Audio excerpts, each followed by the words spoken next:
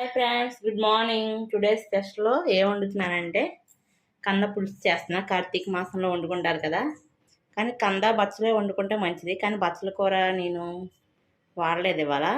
ఇంకా కార్తీక మాసం ఉంది కదా, అది కూడా చూపిస్తాను. కంద బచ్చల కూర ప్రస్తుతం మటుకి ఇప్పుడు కంద పులుసు చేస్తున్నాను.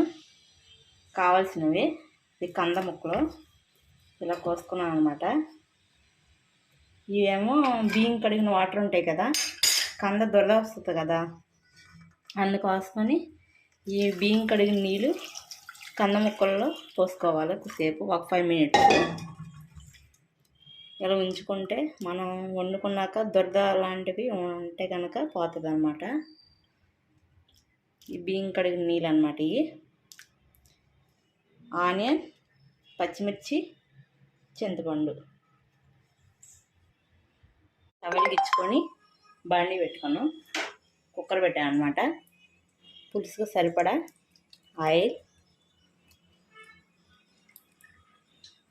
ఇంకా కంద పులుసులో ఇవి వచ్చి మెంతులు, ఆవాలు,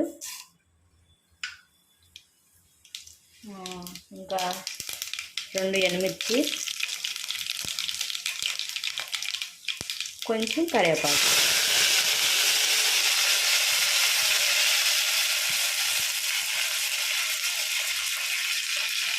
ఇంకా ఆనియన్ వేస్తాం. ఒకసారి కలుపుకొని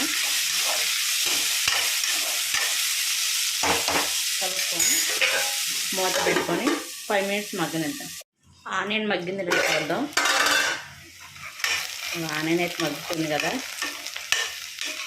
ఇలా గోల్డ్ కలర్ వచ్చింది కదా.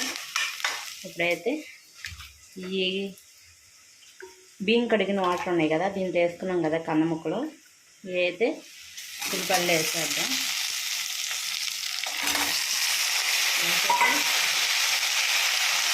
ఫస్ట్ ఉప్పు వేసుకొని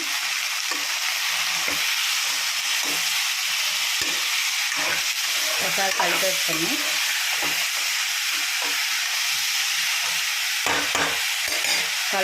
మూత పెట్టుకొని సిమ్లో పెట్టి మగ్గనేద్దాం.